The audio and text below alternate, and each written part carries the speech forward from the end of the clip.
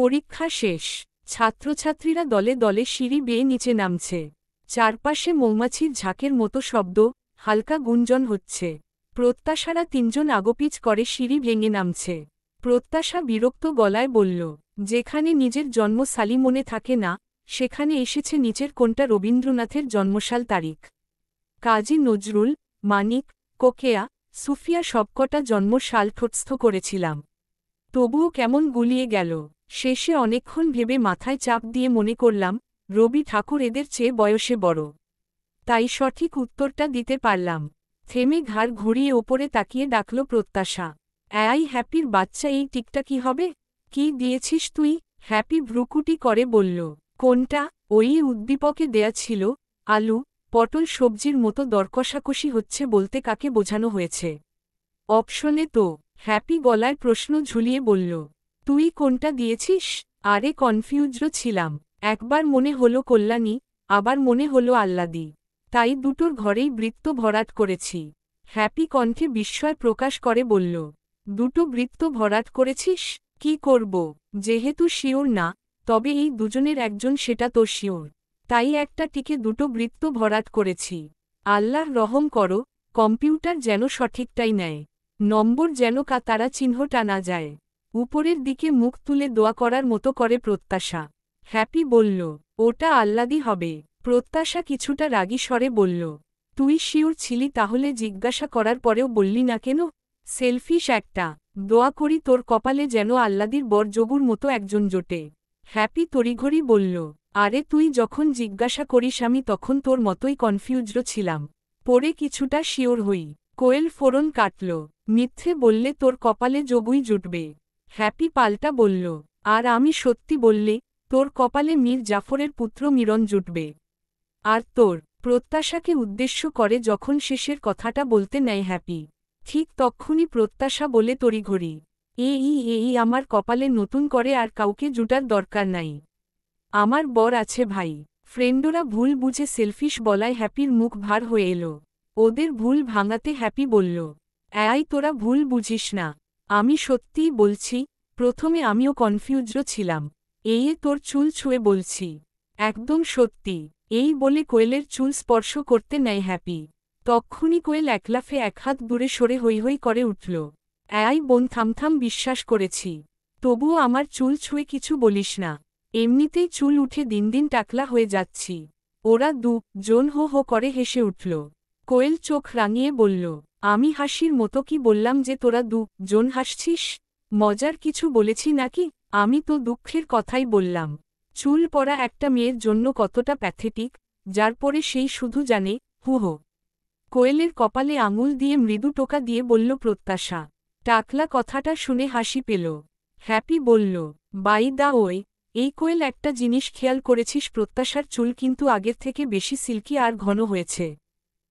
প্রত্যাশা, তোর চুলের সৌন্দর্যের গোপন রহস্য কি? বল জলদি। ধুর, চুলে তেলি দিই না ঠিক মতো, যা আম্মু জোর করে দেয়। শুধু শ্যাম্পুটা একটু ঘন ঘন করি, ব্যাস। কোয়েল জিজ্ঞেস করল, কি শ্যাম্পু দিস? প্রত্যাশা ফাজলামোর সুরে বলল, প্যান পরা টিন। এবার তোরাই বুঝে নে। কোয়েল বুঝল না। হ্যাপি ঝটপট বলল, প্যান্টিন। প্রত্যাশা হেসে মাথা ঝাঁকাল। সুধাল, তুই? হ্যাপিও মজার ছলে বলল, আমি সূর্যের ঝলক। আর মির্জাফরের পুত্রবধূ আপনি? ওমন সম্বোধনে কোয়েল চোখ পাকিয়ে তাকাল। পরপর জবাবে বলল, তোদের মতো করেই উত্তর দিই, আমি ঘুঘু ইউজ করি। কথা বলতে বলতে ওরা প্রায় গেইট অবধি চলে এসেছে। ওরা গল্পে এতটাই বিভোর যে আশপাশে লক্ষ্য নেই। কোয়েল আকস্মিক প্রত্যাশাকে পরখ করে বলল, এই হ্যাপি, শুধু চুলের শাইনি না রে, প্রত্যাশাই আগের থেকে বেশি ঝকঝকে হয়েছে। মুখে একরকম টকটকে জ্যোতি। দেখেছিস, শুনেছি বিয়ের পর নাকি বরের আদরে মেয়েরা ঝলমল করতে থাকে। প্রত্যাশাও মনে হয় সেই ঝলমল দশায় আছে এখন। হ্যাপি তাল মিলিয়ে ঝটপট বলল, হ্যাঁ, একদম ঠিক বলেছিস। কোয়েল ভাঁজ করা ঠোঁটে দুষ্টু হাসি নিয়ে বলল, এখন তো সত্যিই মনে হচ্ছে বরের ছোঁয়াতে ফর্সা হওয়ার ক্রিমও হার মানবে। বর একবার কোলে তুলেছে আর আমাদের প্রত্যাশা বলিউড লুক পেয়ে গেছে। অসম্পূর্ণ বাসর সম্পূর্ণ হলে না জানি। প্রত্যাশা লজ্জায় হাঁসফাঁস করে উঠল। চোখ বড় করে কোয়েলের দিকে তাকিয়ে তড়িঘড়ি থামিয়ে দিল। ভো মহিলা। থা পপ খাবি একটা। কথাটা বলতে বলতেই স্বল্প দূরত্বে থাকা রাস্তার পাশে দাঁড়ানো নির্বের দিকে চোখ পড়ে প্রত্যাশার। বিস্ময় বনে যায়।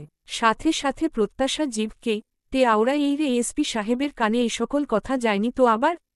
কোয়েলের যে টা বাঁশের মতো গলা। নীরব এক আঙুলে কপাল চুলকে মনেমনে ফিসফিস করল, এই জন্যই বলে, মেয়ে মানুষের পেট কথার সেফ তো নয়, ওটা যেন ফাটা বাঁশের কভারবিহীন মাইক। বরকোলে তুলেছে এই তথ্য বান্ধবীদের কাছে প্রচার করতে হয়, আর বান্ধবীও পারলে সেটা মাইক নিয়ে বলে, ও গড, এমন বউ নিয়ে মা রা তত্ত্বক টেনশনে আছি। আজ বান্ধবীদের কাছে কোলে তোলা রিলিজ হয়েছে। ভবিষ্যতে বাসর স্পেশাল এপিসোড রিলিজ হবে না, আল্লাহ মালুম। নির্বের ভাবনায় ছেদ পড়ল প্রত্যাশার কথায়। প্রত্যাশা এগিয়ে এসে মিহি স্বরে বলল, আপনি? নীরব মুখাবয়ব এমন করল যেন তার কানে কিছুই ঢোকেনি। গলা খাকারি দিয়ে বলল, চলো, যেতে যেতে বলছি।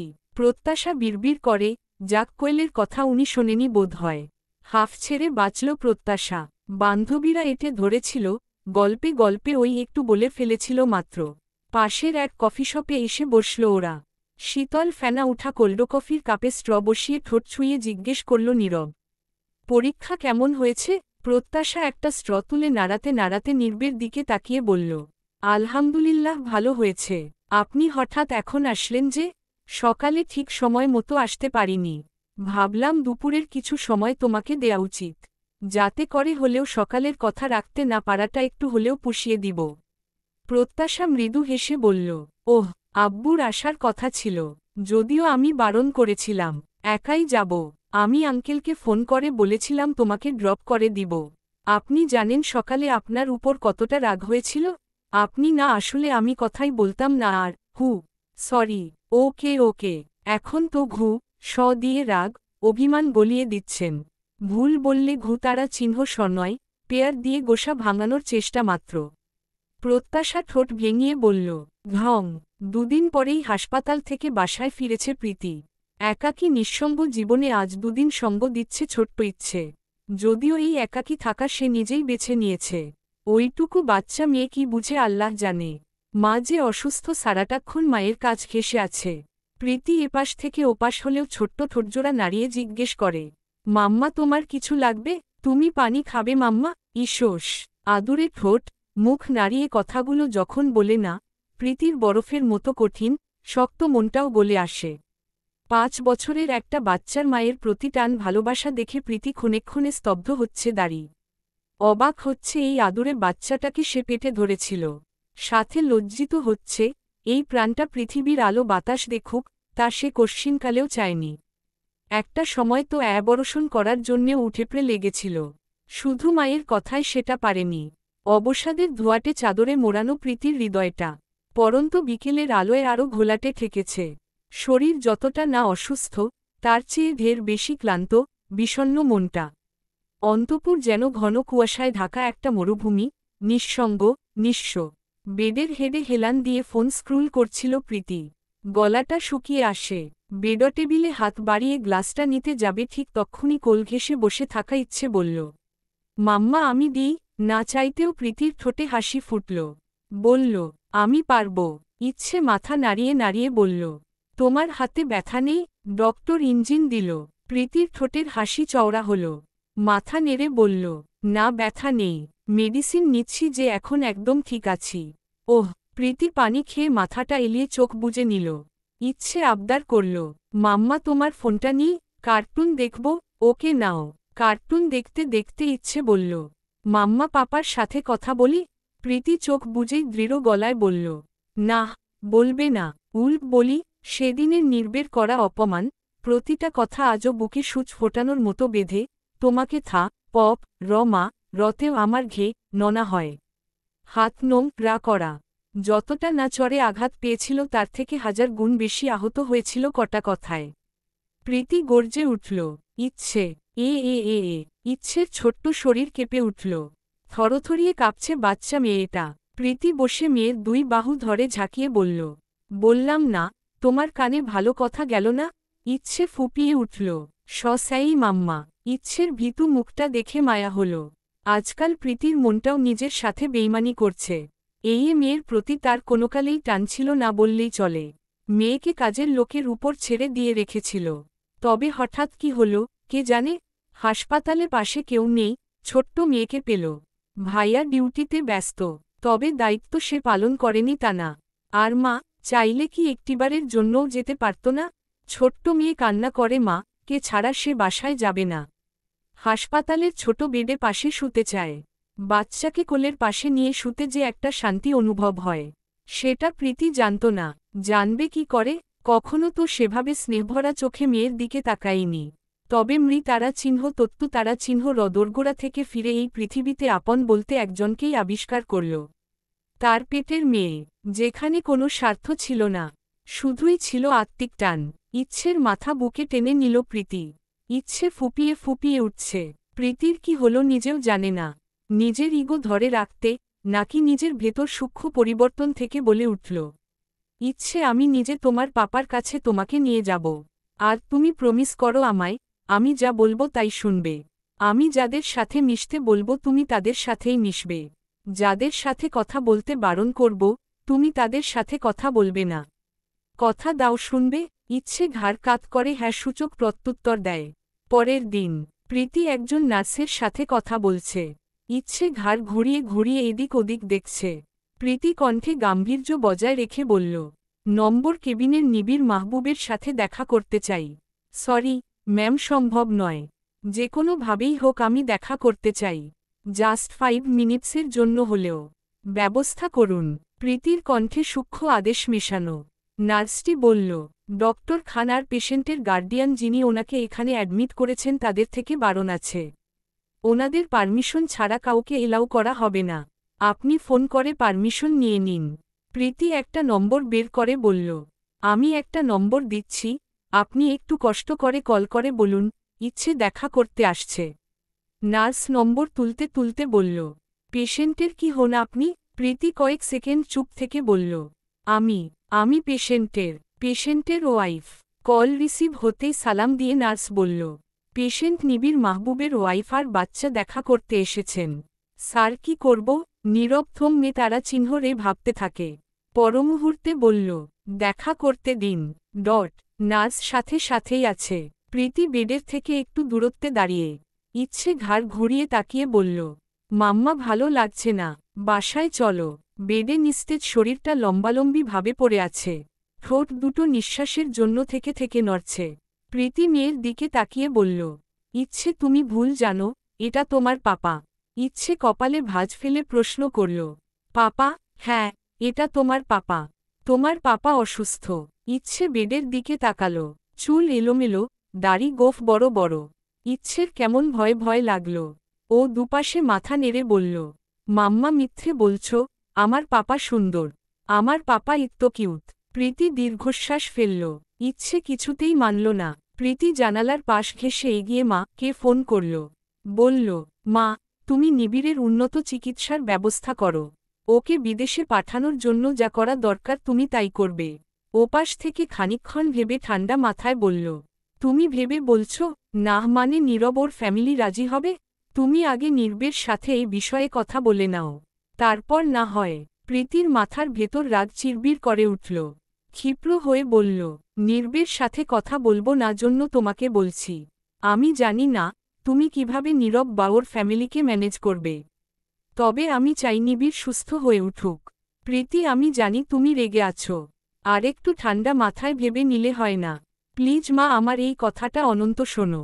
তোমার কোনো কথাই তো আজ পর্যন্ত ফেলিনি আমি। আমার এই একটা কথা রাখবে এতটুকু আশা রাখি। আচ্ছা, তুমি বাসায় আসো। মা, আমার লাইফ হেল হলেও আমি আমার মেয়ের লাইফটা নতারা চিহ্নষ্ট করতে চাইছি না। মা, আমার মেয়ে অন্যের দায়িত্বে থাকুক আমি চাই না, যে কি না আমায় ঘৃণা করে। তুমি জানো আমার দুর্বলতা শুধু একটা জায়গায়। এই দুর্বলতাটুকু না থাকলে প্রীতি ওর দিকে থুতুও ফেলতে ঘুরত না। প্রীতির রাগ জিদ সম্পর্কে ওর আজও ধারণা হয়নি। প্রীতির গলা ধরে প্রলম্বিত শ্বাস ফেলে বলল, নিবিড় সুস্থ হলে এক হাতে ওর মেয়েকে দিব, আরেক হাতে ডিভোর্স লেটার। যেটা আমি আগেই চেয়েছিলাম, শুধু তোমার কথা রাখতে পারিনি সেটা। তারপর আমি চিরদিনের জন্য বিডি ছাড়ব। ওপাশ থেকে কোনো উত্তর এলো না। প্রীতি ইচ্ছেকে বলল, চলো। আবার কিছু ভেবে বেডের দিকে একপল চাইল। ডান হাতটা নিবিড়ের কপালের উপর এলোমেলো পড়ে থাকা চুলগুলো সরিয়ে দিতে বাড়াল। আবার পরমুহূর্তেই এক ঝটকায় হাত সরিয়ে নিল প্রীতি। পিছু ঘুরে না তাকিয়ে গটগট পা ফেলে বেরিয়ে যায়। এক সপ্তাহ খানেক পর শুক্রবারের পরন্ত বিকেল, ছুটির দিনের অলস বিকেলে বাসায় বোর হচ্ছিল নীরব। প্রত্যাশার সাথে কয়েকদিন দেখা সাক্ষাৎ নেই। ভাবে বিকেলটা ওখান থেকে ঘুরে আসা যাক। কিছু কিছু ছেলেদের শ্বশুরবাড়িতে আসা নিয়ে জন্মগত এক ধরনের লজ্জা, সংকোচ কাজ করে। তাই সময় সুযোগ থাকলেও খুব একটা আশা হয় না নির্বেরও। প্রত্যাশার রুমের বেডে হাত দুটো বিছানায় ঠেস দিয়ে গাটা পিছনে হালকা এলিয়ে বসে নীরব দাঁড়ি। প্রত্যাশা নাস্তা রুমেই আনল। পাশের টেবিলে নামাতে নামাতে বলল, নাস্তা করুন। নীরব নিরুত্তর রইল। প্রত্যাশা ফের বলতেই নীরব বলল, এখন কিছু খেতে ইচ্ছে করছে না, অল্প করে খান, পরে খাব। প্রত্যাশা বিছানার মাথার কাছ বরাবর বসল। আকস্মিক বলে উঠল, একটা কথা জিজ্ঞাসা করব করে করা হয়নি। আচ্ছা, নীরব আপনি কি করে জানতেন ওই উনি? নীরব কিছুটা রুক্ষ স্বরে বলল, কি ওই উনি করছ? স্পষ্ট করে বলো। প্রত্যাশা জোরটা নিয়ে বলল, না মানে বলতে চাচ্ছি। নীরব কথা কেড়ে নিয়ে বলল, সার্থক তোমাকে পছন্দ করে সেটা? প্রত্যাশা ওড়নার কোনা আঙুলে পেঁচাতে পেঁচাতে মাথা নাড়ল।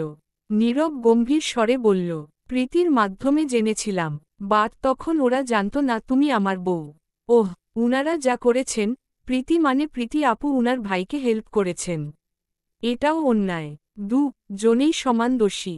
তবুও মাঝে মাঝে মনে পড়লে আমার গাকা টা দিয়ে উঠে। দাবাং মা কা পাঁচটা রমে তারা চিহ্ন রেছেন আপনার শ্রদ্ধেয় ভাবির গালে, যার নাম নিয়ে একদিন একটু ব্যঙ্গ করেছিলাম বলে কতগুলো জ্ঞানের কথা শোনালেন।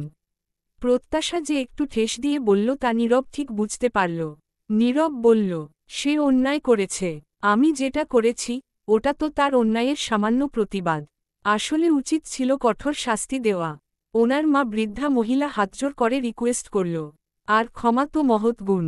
দিলাম না হয় ওদের দুই ভাইবোনকে মাফ সাফ করে। তোমার কথা ভেবে বাড়তি কোনো অ্যাকশন নেইনি। যতই হোক ওরা তো আবার তোমার আপনজন। প্রত্যাশা ভ্রুকুটি করে প্রশ্ন করল, আমার আপনজন মানে? ওনারা তো আপনারই রিলেটিভ। নীরব টি শার্টের গলা ফাঁক করে ফু দিল। গরম লাগার ভঙ্গি করে কথা ঘুরিয়ে বলল, আমার রিলেটিভ হলেও দেখেছ কখনো সৌজন্যমূলক আচরণ করতে?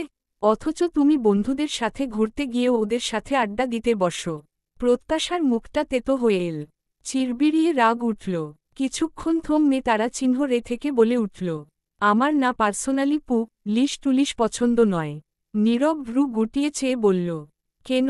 আমার এক বান্ধবীর বাবা পুলিশ। সে পরিবারকে না জানিয়ে সিরাজগঞ্জে ওনার পোস্টিং ছিল। সেখানে আরেকটা বিয়ে করে সংসার পাতে। প্রতিবেশী এক আন্টির হ্যান্ডোবেন্ডেরও প্রায় সেইম কেস। অনেক পুলিশকে দেখেছি দুই বিয়ে করতে। আমাকেও কি তোমার অমন মনে হয় নাকি? না, তা মনে হয় না। তবে পুরুষ মানুষকে নিয়ে বিশ্বাস নেই।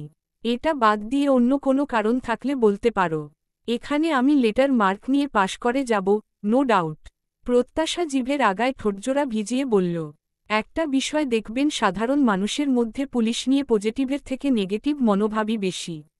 আর এই দেখুন না, বাংলা সিনেমায় মা তারা চিহ্ন রামা তারা চিহ্ন রি, ফা তারা চিহ্ন টাফাটি র তারা চিহ্ন তার তারা চিহ্নতি, লা তারা চিহ্ন স পড়ার পর শেষ দৃশ্যে এসে পু তারা চিহ্ন লিশ হাজির হয়।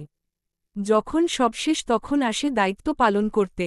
আমার কাছে আপনাকেও তেমনই ঠেকেছে। সবকিছু শেষে এসে আপনি সত্য উদ্ঘাটন করেন। শুধুমাত্র আমার ক্ষেত্রেই দেখলাম ডিরেক্ট অ্যাকশন নিলেন, সেটাও আবার যাচাই বাছাই না করে ভুল বুঝে।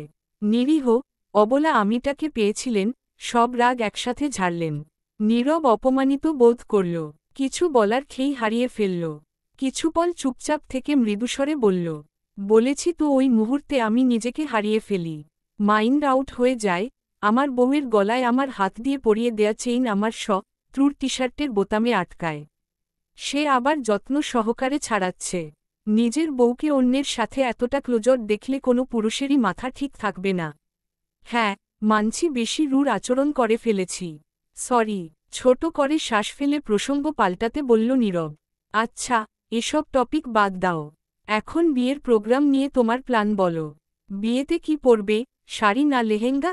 কথাটা বলতে বলতে নীরব বিছানায় শুয়ে মাথাটা রাখে প্রত্যাশার কোলের উপর। প্রত্যাশা মৃদু কেঁপে উঠল। বলল ছোট করে, শাড়ি, ওকে, কি রঙের? বাবিনি, ইউটিউব থেকে দেখে নিব। আচ্ছা, প্রত্যাশা বলল, নাস্তা করে নিন, ঠান্ডা হয়ে যাচ্ছে তো, ঘুমাবো এখন, আরেকটু পরে আজান পড়বে, 6টা 10 বাজে অলরেডি। প্রত্যাশার কোমর 2 হাতে জড়িয়ে পেটে মুখ গুজে বলল নীরব, আজানের আগে ডেকে দিবে। এই 45 মিনিট একটাও শব্দ করবে না, না তো নড়াচড়া। আশ্চর্য, আমি নাকি স্ট্যাচু হয়ে এভাবে বসে থাকব? এখন এই অবেলায় আপনার ঘুম পাচ্ছে? রাতে কি করেছিলেন? না ঘুমিয়ে মশা তাড়িয়েছিলেন নাকি? একে একে প্রত্যাশার সব পরীক্ষা শেষ হয়েছে। ভেবেছিল পরীক্ষা শেষে কোথায় একটু নিশ্চিন্তে আরামসে ঘুমাবে, চিল করবে। কিন্তু হায়, সেই স্বপ্নে এখন গুড়ে বালি। বেচারি এখন পড়ে আছে বিয়ের অনুষ্ঠানের হাজারটা ঝক্কি ঝামেলায়। পরশু শেষ প্র্যাকটিক্যাল পরীক্ষা দিয়ে সোজা চলে গিয়েছিল শপিংয়ে। সাথে নীলা নিভানো ছিল। বিয়ের দিনের শাড়িটা কিনেছে নির্বের পছন্দে। ডিপ লাল খয়েরি রঙের, ভারী কাজ করা। আর হলুদ, বৌভাতের শাড়ি সবই প্রত্যাশার নিজের পছন্দে। নীলা তো ভেতরে ভেতরে খুব পেছিল। সব যদি প্রত্যাশার পছন্দেরই হয় তাহলে ওকে আনার কি দরকার ছিল? আর নীরব, বউ বলছে সেটাই শুনছে। অবশ্য নিভান তার বেহুদারা করা বউকে সামলে নিয়েছিল। ওদেরকে বুঝতে না দিয়ে বিয়ে উপলক্ষে বড় ভাবিকে গর্জিয়াস শাড়ি দিতে ভোলেনি নীরব। তারপর বাড়ির সবার জন্য হালকা পাতলা কিছু নেয়া হয়।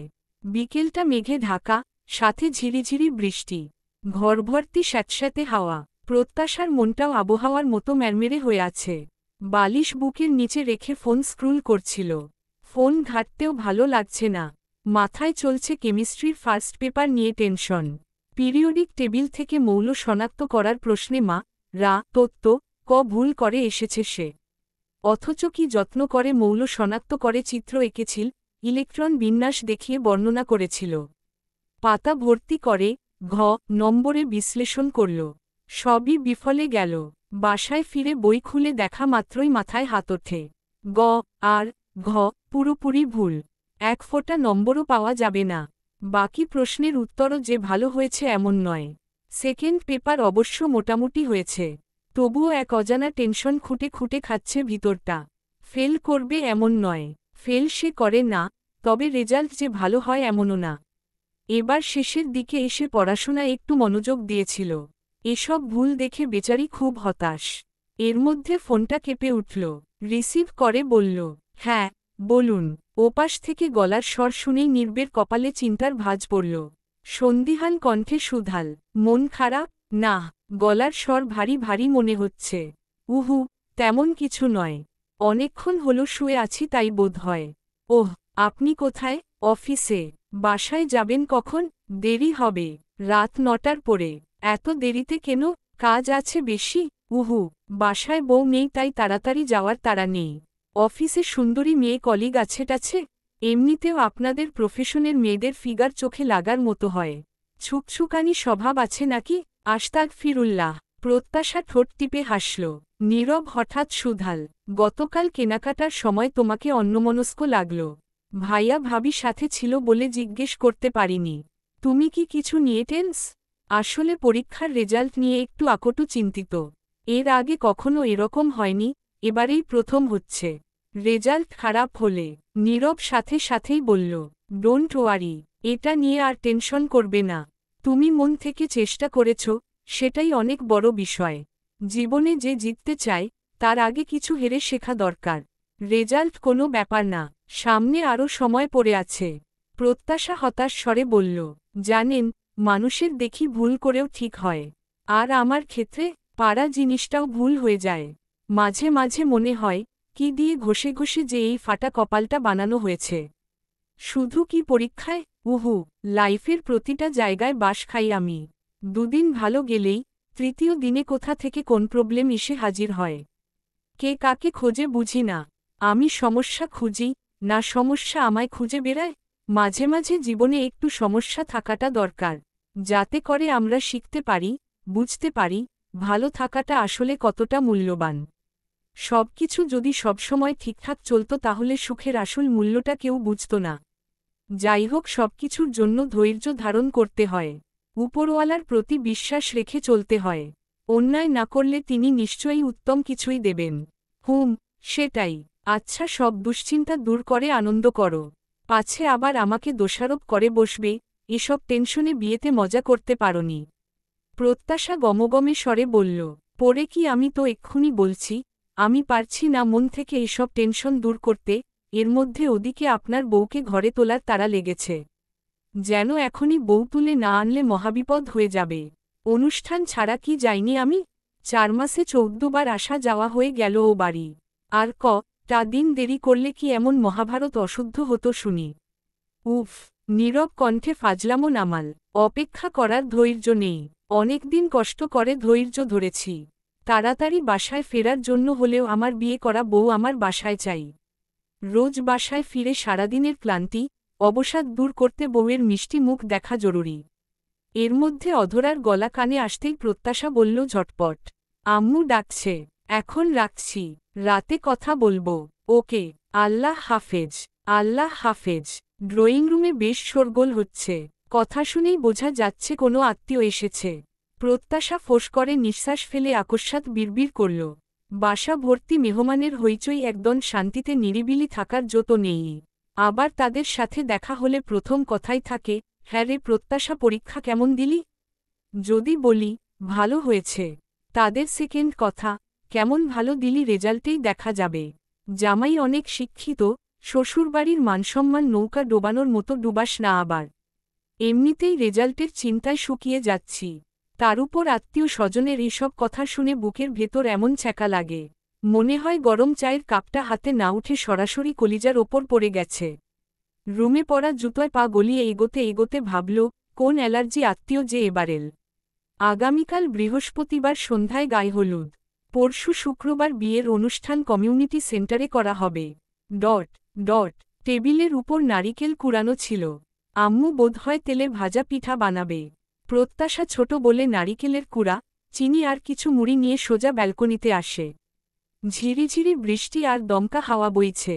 মনটা ফুরফুরে করতে চামচ দিয়ে মিক্সড করতে করতে গুনগুনিয়ে গেয়ে উঠল প্রত্যাশা। পাগলা হাওয়ার বাদল দিনে পাগল আমার মন জেগে উঠে। চেনাশোনার কোন বাইরে, যেখানে পথ নাই রে সেখানে অকারণে যায় ছুটে। চামচে তুলে মাত্র মুখে পুড়েছে প্রত্যাশা, আর ঠিক তক্ষুনি নীলাশার গলা এল। হাতের ফোনটা প্রত্যাশার সামনে ধরে বেশ নম্র স্বরে, এই প্রত্যাশা, নিন ওর সঙ্গে কথা বলুন।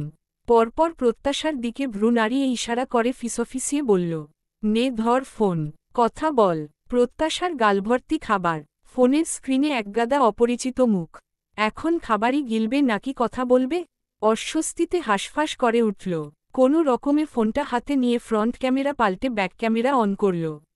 গালের খাবার দ্রুত গলাধকরণ করে নীলার দিকে রাগত চাউনি ল। ফোনের স্পিকারে হাত চেপে রেখে ঠোঁট চেপে বলল, আপু তোমার আক্কেল দাঁত ওঠেনি? নীলাশার মেজাজ বিগড়ে গেল, ঝাঝালো কণ্ঠে বলল, মানে, কি বলতে চাইছিস? দেখছ খাচ্ছি, হাতে খাবারের বোল। এর মধ্যে বলা নেই, কওয়া নেই, দুম করে ফোন সামনে ধরলে। ভিডিও কল, তাও আবার শ্বশুরবাড়ির অপরিচিত লোকজন। গালে আমার খাবার, দেখেও বলে, কথা বল। আমি খেয়াল করিনি তোর মুখে খাবার। আর এখন বল। প্রত্যাশা আইগুই করে বলল, ধুর, এদের চিনি না। কি বলবো? তোকে কিছু বলতে হবে না। চুপচাপ হেসে হেসে হ্যাঁ হু করিস, তাহলেই চলবে। আবার কি বলতে কি বলে ফেলবি উল্টাপাল্টা, তখন আমার সম্মানও যাবে। ওড়নাটা ভালো করে মাথায় টেনে মুখে হালকা হাসি নিয়ে প্রত্যাশা সালাম দিল। ওপাশে আবিরের নানু জয়নব আরা সহ আরও বেশজন আত্মীয়। ওনারা সব বায়না ধরেছে নতুন বউকে দেখবে। একজন অল্প বয়সী ভাবি টাইপের মহিলা হেসে হেসে 2-4টে কথা বলল। নিহারিকা এসে ফোন ধরলেন। কথা বলার এক পর্যায়ে বললেন, তোমার আম্মু কোথায়? কথা ছিল একটু অপেক্ষা করুন, আমি আম্মুর কাছে নিয়ে যাচ্ছি। প্রত্যাশা যেতে যেতে আরও 2-একটা কথা বলল। জয়নব আরা হঠাৎ মস্করা করে পাশ থেকে বলে উঠলেন, নিভানের মা তোমার বেআইনকে জিজ্ঞেস করো, মেয়েকে কি পাতিলের তলার পোড়া ভাত খাওয়াইছিল নাকি? তাই এমন বৃষ্টি বাদল দিনে বিয়া হইতাছে। বৃষ্টি থামনের নামই নিচ্ছে না। নিহারিকা কিছুই না বলে চুপ রইলেন। প্রত্যাশা ফট করে বলে উঠল, বিয়ে কিন্তু শুধু মেয়ের মায়ের মেয়েরই হচ্ছে না, ছেলের মায়ের ছেলেরও হচ্ছে। তাহলে কেন শুধু মেয়ের মায়েরই দোষ? এতক্ষণে প্রত্যাশা অধরার কাছে চলে এসেছে। অধরা চোখ রাঙালেন মেয়ের দিকে, ফিসফিসিয়ে বললেন, তোকে নিয়ে আর পারি না। প্রতিটা কথারই উত্তর দিতে হবে, সেটাও গলের মতো। কবে যে একটু বুদ্ধি শুদ্ধি হবে তোর? প্রত্যাশা ফোন দিয়ে গাল ফুলিয়ে রাখল। কি ভুল বলল, বুঝে আসছে না ওর। সব সময় দেখে আসছে, ভালোটা হলে ছেলের মায়ের দিকে প্রশংসার ঝুলি। আর এন্দে বেলায় অযাচিতভাবে মেয়ের মা দোষী। নারিকেল দিয়ে মুড়ি খেয়ে প্রত্যাশার অ্যাসিডিটি বেড়ে বদহজম হয়েছে। রাত থেকে সকাল পর্যন্ত 3বার গোলগলিয়ে বমি করে ভাসিয়েছে। অধরা গ্লাসে স্যালাইনের পানি এনে মেয়ের সামনে ধরলেন। রাগ ক্ষোভ মিশিয়ে চেঁচালেন, ধর, স্যালাইন পানিটা খেয়ে নে। কিছু বললে তো শুনবি না। একটা না একটা অঘটন ঘটিয়ে ছাড়িস। কে বলেছিল ওসব খেতে? রাতভর বমি করে ভাসালি। বেলা 12টা বাজতে চলল, কিছুই খাচ্ছিস না। পেট ফুলে আছে। এদিকে সন্ধ্যায় হলুদ, ও বাড়ি থেকে লোকজন আসবে। এখন এভাবে বিছানায় পড়ে থাকবি। আমার হয়েছে যত জ্বালা। এখন তোর পিছনেই সময় দেব, নাকি বাড়িভর্তি মেহমানদের দিকে নজর দিব? আরও কাজ আছে তো আমার। ফুটবল হাতে স্যালাইনের গ্লাস হাতে নিয়ে চোখ বুজে এক ঢোক গিলে প্রত্যাশা।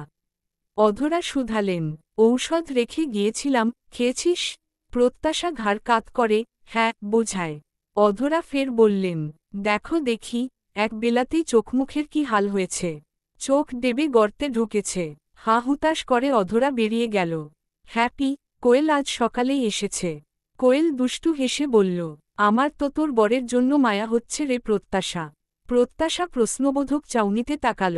কোয়েল কানের পাশে মুখ টেনে ফিসফিসিয়ে বলে, প্রথমবার বিয়ের 4 মাস গেলেও বাসর অসম্পূর্ণ। এখন দ্বিতীয়বারের বাসরটাও না তার মাটি হয়। বউয়ের অসুস্থতার জন্য। তাড়াতাড়ি মেডিসিন খেয়ে সুস্থ হয়ে যেত। তুই আসলেই লুচু মহিলা। আর দ্বিতীয়বার বিয়ে কি? এবারে শুধু রেজি হবে। ধর্মীয়ভাবে তো বিয়ে হয়েছেই। আরও ঢোক স্যালাইন পানি গিলে বিছানায় হাত পা ছড়িয়ে শুয়ে পড়ল প্রত্যাশা। মাথার উপর ঘূর্ণীয়মান ফ্যানের দিকে তাকিয়ে ক্লান্ত ভঙ্গিতে বলে, ধুর, কাল শুধু শুধু কতগুলো টাকা খরচা করে ফেসিয়াল করে আসা হলো। একদিনেই চোখের নিচে কালি জমেছে। টাকাগুলো সব জলে গেল। হ্যাপি বলল, ঠিকমতো খাবার খা, এখন একটু ঘুমা, দেখবি ঠিক হয়ে যাবে।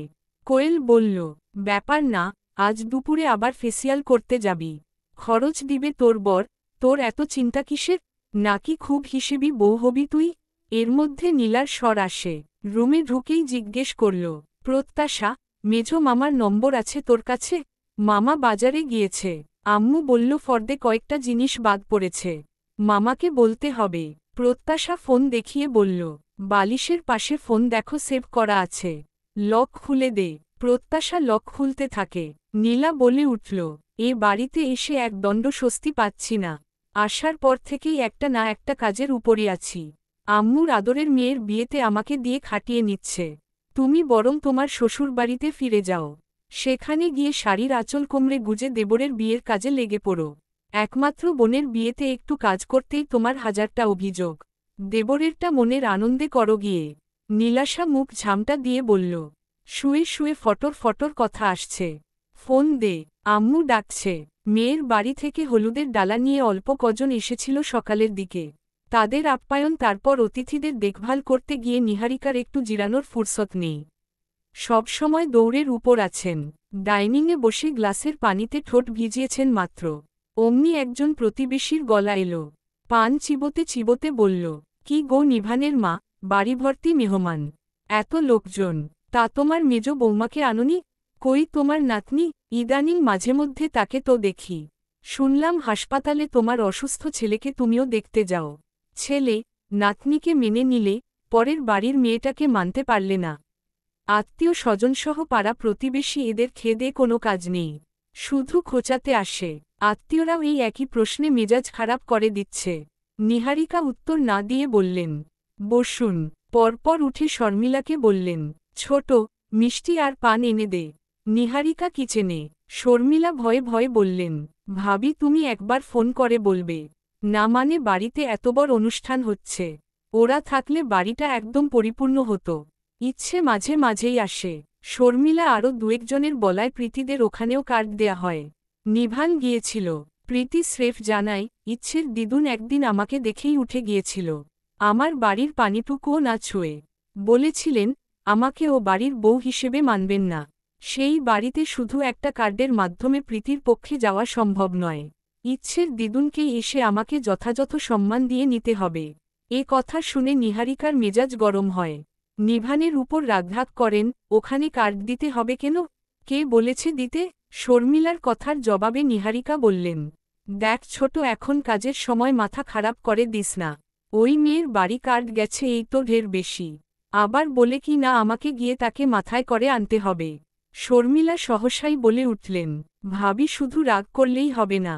এর আগে একবার ইচ্ছের জন্য আসলেও, ধরতে গেলে এবারই প্রথম স্বাভাবিক আসা হবে। সেখানে তুমি বাড়ির কর্ত্রী, তুমি যদি না বলো, ওই বা কিভাবে আসে? যাওয়ার কথা বাদ দাও, একবার ফোনেই না হয় বলো। ইচ্ছে আসলে কত খুশি হবে।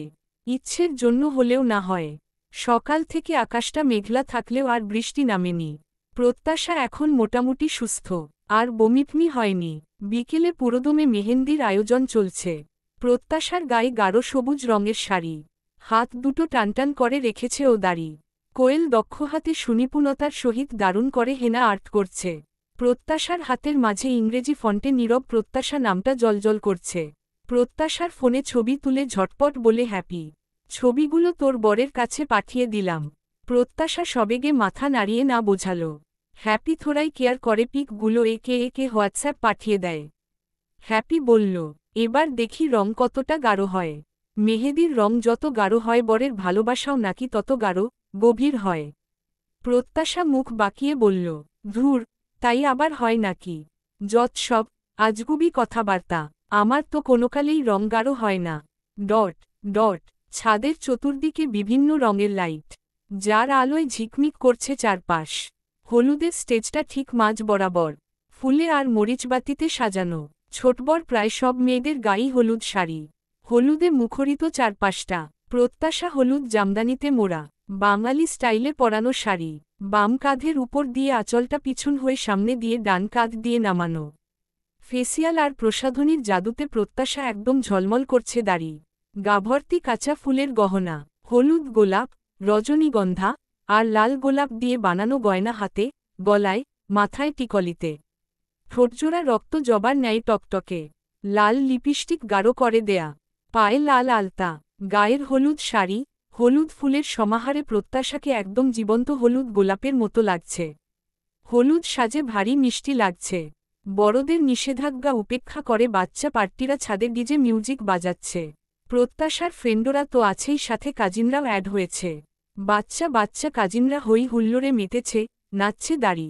প্রত্যাশা বান্ধবীদের সাথে দেখছে আর হেসে হেসে গল্প করছে। রোহান আর নাহিদ একের পর এক গান পাল্টাচ্ছে। একটা গানের দুইটা লিরিক্স হতে না হতেই আরেকটা। খোলা হাটের বালুচর থেকে শুরু করে নোরা ফাতেহির দিলবার পর্যন্ত বাদ পড়েনি। নাহিদ বলল, এই ব্যাটা এখানে বসে আছিস কেন? যা তোর গার্লফ্রেন্ডের সাথে একটু কোমর দুলিয়ে আয়। রোহান মশা তাড়ানোর ভঙ্গিতে বলল। ধুর, নাহিদ এক প্রকার জোর করে নিজ থেকে গলা ফাটিয়ে বলল, এটেনশন প্লিজ, একটা কপাল ডান্স হলে ভালো হয়। কোয়েল আর রোহান সাথে সাথে সবাই সিটি বাজিয়ে উৎসাহ দিল। কোয়েল না না করলেও পড়ে যায়। বেজে উঠল, টেরা ওয়াস্তে ফ্যালেক্সে মেন চান্দি লনগা, সালাহ স্যাটরা সিটারে স্যাং বান্ধ লনগা। গানের তালে তালে ওরা নাচছিল। আবার যখন এই লাইনটা বেজে উঠল, রোহান প্রত্যাশার হাত ধরে টান দিয়ে আকাশের দিকে আঙুল দিয়ে দেখিয়ে বলল, টেরা ওয়াস্তে ফ্যালেক্সে মেন চান্দি লনগা, সালাহ স্যাটরা সিটারে স্যাং বান্ধ লনগা। পরের লাইন চলল। প্রত্যাশা মুচকি হেসে কোমর দুলিয়ে রোহানের ঘাড় ধরে আকাশের দিকে তুলে বলল, যা যা আগে দেখিয়ে আয় কত পারিস। বলতে বলতে পরের লাইনে রোহান একগাল হেসে বলল, পেহলে ইশক লাডা লুন উসকে বাদ লনগা।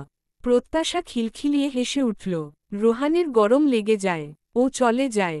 এরপর হ্যাপি কোয়েল জনেই নাচতে থাকে কালা চশমা গানে। ওদের চোখে কালো সানগ্লাস। প্রত্যাশার চোখেও পরিয়ে দিল। এক পর্যায়ে প্রত্যাশা ফ্রেন্ডদের সাথে যোগ দিয়ে উড়াধুরা নাচতে থাকে। ওদিকে মামি গিয়ে অধরাকে নালিশ করে, দেখো তোমার মেয়ে উপরে কি শুরু করেছে। শ্বশুরবাড়ির লোকজন নতুন বউকে অমন নাচতে দেখলে কি ভাববে। অধরা ছাদে এসে দেখার সাথে সাথেই মেয়েকে টেনে একপাশে নিয়ে চোখ রাঙিয়ে শাসন করল। এই প্রত্যাশা এমনিতেই তুই অসুস্থ, আবার এরকম লম্ফঝম্প শুরু করেছিস। আর ও বাড়ি থেকে লোকজন চলে এলো বলে দাঁড়ি, ওনারা দেখলে কি বলবে? প্রত্যাশা টমেটোর মতো গাল ফুলিয়ে চুপচাপ দাঁড়িয়ে রইল। কিছুক্ষণ চুপচাপ থেকে ফ্রেন্ডদের বলল, তোরা শোন, কিছুক্ষণ পর এসপি সাহেব আসবে ফটোশ্যুটের জন্যে। শ্বশুরবাড়ির লোকজন থাকবে, সবার সামনে নিজে থেকে পোজ দিলে তারা আবার ভাববে নতুন বউয়ের লজ্জা শরম কম। তাই তোরা বিভিন্ন স্টাইলে পোজ দেওয়ার জন্য শুধু একটু বলবি, আর আমি অমনি। বুঝেছিস? উচ্চ ভলিউমে একা একা গুগল গাটি গান বাজতে লাগল। হ্যাপি চেঁচিয়ে উঠল, ওইটারে ওখান থেকে সরাতো কেউ। রুচি নাইকি সব গান বাজাচ্ছে, একটা গানও তো 2 লাইন হতে না হতেই বদলাচ্ছে। কোয়েল বলল, ওই নাহিদের বাচ্চা গান পাল্টা। একা একা গুগল না ঘেটে বিয়ে করে কম্বলের তলায় বউ নিয়ে ঘাটাঘাটি কর। এর মধ্যে গান পাল্টে যায়। হঠাৎ প্রত্যাশার নজর পড়ে সিঁড়ির দরজার দিকে। চোখের কালো চশমা খুলে তাকায়। নীরব এক হাত পকেটে গুজে অন্য হাতে চুলে ব্যাক ব্রাশ করে ঠোঁটে হাসি টেনে এগোল। বাজতে থাকল, আইলোরে নয়া দামান।